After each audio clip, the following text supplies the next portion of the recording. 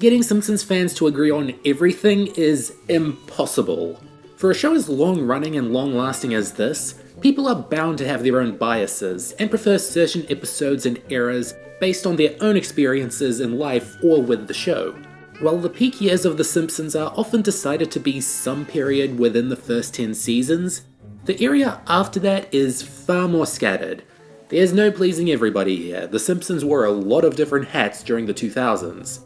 I'm including season 11 in this because although it was produced in 1999, most of it aired in 2000. But I'm here to give my own perspective and rank the second decade of The Simpsons from my least favorite season to my favorite. Basta. Take my picture with the internet mamaluca.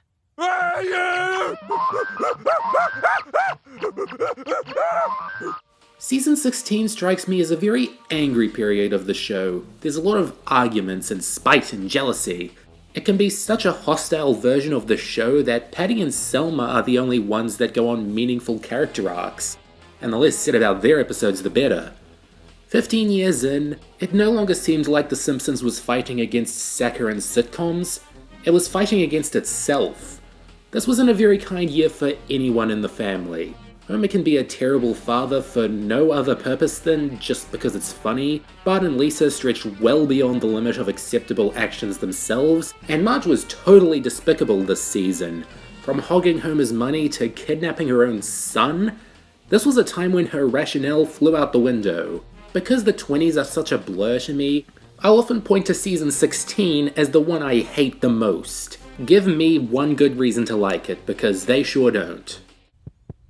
You sure you're not mad? No, I'm not mad. This is not a pretty season either. Coming off the coattails of the movie, it felt like they had exhausted every reason to still be around, and were making up for that with less snappy and more blatant gags. It's best known as being the season where they switched to HD, and while the art style didn't change overnight, it still came off as a sign they were getting older and less with it, so to speak. Whenever they'd reuse an episode template this season, it usually felt like a blatant reskin of an older episode, without any real surprises or reason to flow in the way it does. At this point, a show just can't help but retread old ground, but it's a lot harder to hide in a sitcom where the templates are very apparent. Season 20 is a very predictable period of the show, without much to keep you going, unless you were really proud of finally getting that HD TV. My summer love. A lot of the opinions I have on season 20 apply for 19 as well. It's another very tired post-movie season, and while it's not the first HD season, it was where they got rid of the subtle shading effect that kept the illusion of it still being cell animated. You could call this the start of their modern era, because it was where they spent more time looking forward and going after trends that were fresh off the presses. The season is held up immensely by Eternal Moonshine of the Simpson Mind, which undoubtedly pushed it above 20, but it's a textbook diamond in the rough. It's also home to some very infamous ones like That 90s Show and Mona Lisa, just to name a few. At least I can remember these ones compared to the bad episodes of season 20, and if I had to pick between a season that surprised me and one that left no impression on the audience or series at large, I'd pick the former. As lousy as season 19 can be, at least it's a memorable kind of lousy.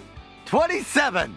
No showrunner before this point had helmed a 5th consecutive season of the show, so Al Jean had his work cut out for him in keeping his brand of Simpsons fresh. He did a better job than with 16, but this is still nothing to sneeze at.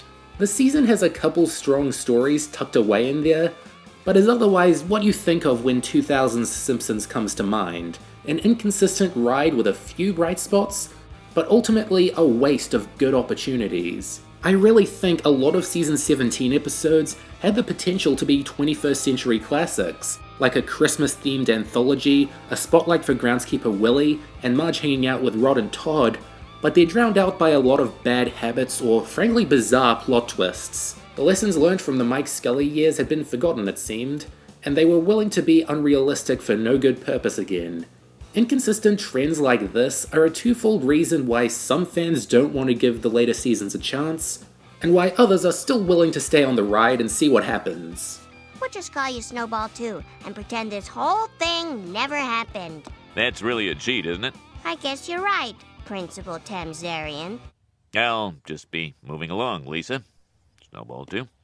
Season 15 is kind of a litmus test to see if you can still enjoy The Simpsons in this decade. It's got some strong defenders, but also some scathing detractors, and I won't deny they produced a very mixed lineup. And I think it comes from the season having a very unbalanced tone, taking the fat and the furriest, 'tis the 15th season, smart and smarter, and catch 'em if you can, as a random assortment of examples. The average season 15 episode will give you a promising character piece, then get too silly to take seriously. When they do something madcap like a musical or travel episode, this can work in its favour, but when they're tasing children, making Homer frame Marge for a DUI, or doing a completely tactless commentary on the Patriot Act, they fall flat on their yellow asses. They're really trying to have it both ways to appeal to as many fans as possible, but there's a reason the sweet and wacky sides of The Simpsons are usually kept a world apart. Silent night, holy night.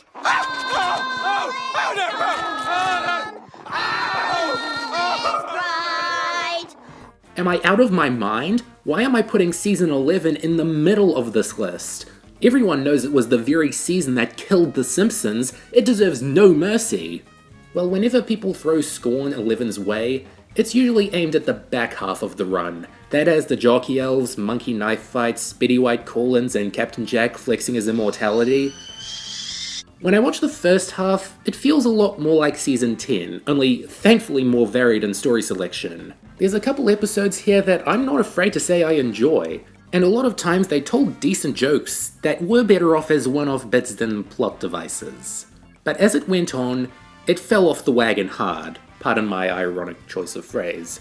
The show got very scatterbrained, doing whatever the heck it wanted to the annoyance of a fanbase and active general audience that expected them to stay clever and be something worth investing thought in.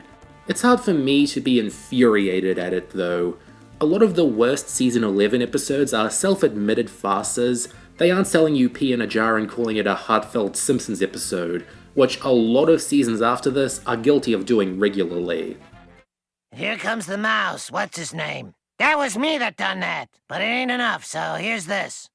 That's what you get for, I don't know, messing with my wife. And it goes on. I don't know if it was the movie hype, but season 18 is far more confident than the other later teen years.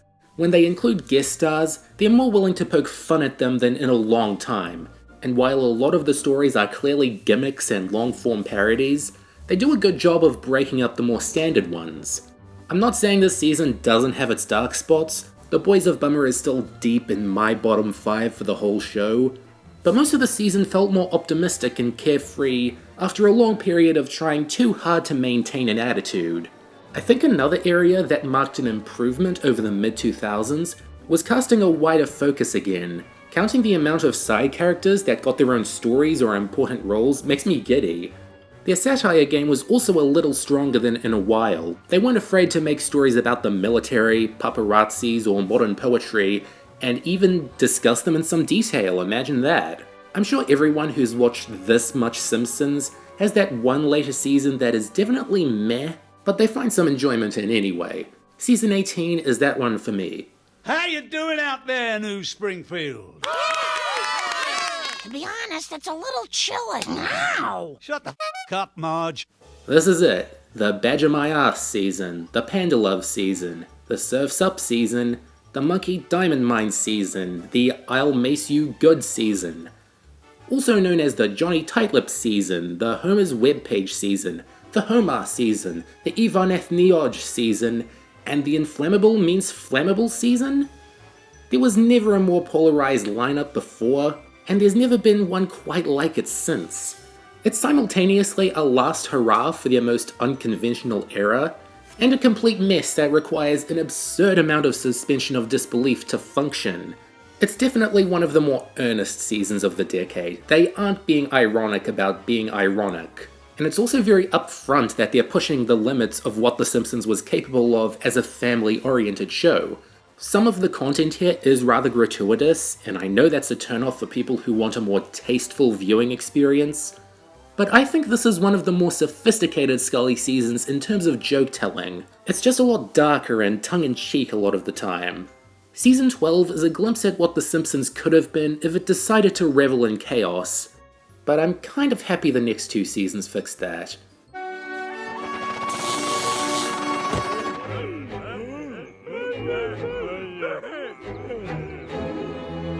Let's all go out for some frosty chocolate milkshakes. I'll get my least favorite thing about season 14 out of the way quickly: Homer and Marge's marriage. It transformed from dysfunctional to downright toxic, and it's impossible to take their crises with a grain of salt afterwards. Now onto the good stuff. This is not a bad season in terms of story selection. There's a very fine balance of adventures, relationships, and topics, and although the execution of these ideas isn't usually the best, the hearts of these stories are usually in the right place. They know where they want to go, and get there, eventually. This was the last season to have cel-animated episodes. They're digital from The Great Louse Detective onwards, and while you'll quickly miss the authenticity the cells brought, they did a lot of cool sequences that brought the benefits of digital ink and paint to the forefront. The problems with the later teen years are very apparent, but they haven't overtaken the good stuff yet. They still prioritize how the characters feel and how they react to situations, and that's a key ingredient in making these stories feel like a good investment of your time. What's up? This shouldn't be a surprise, but I consider Season 13 to be the best season of The Simpsons' second decade. It starts with the tail end of Mike Scully's reign of insanity, and moves into Al Jean's frantic attempts to fix the show, so you've already got a welcome, gradual return to normalcy. But it still retains some of that earlier sass, only now it's more logical sass. I think the best thing 13 did was not completely abandon the Scully style, they just calmed it down and applied it to Season 4 and 5 scenarios. Character development was also a bigger deal here than in a while. For the first time since Season 7, they wanted the characters to learn something at the end of all their journeys. In direct contrast to just 3 years later, there was an honest-to-God attempt to keep The Simpsons going as a comedy series and as a world, because now it was here to stay for a very long time, and it had to make a very good case for why it deserved to. To be fair, this is not an amazing season by any means.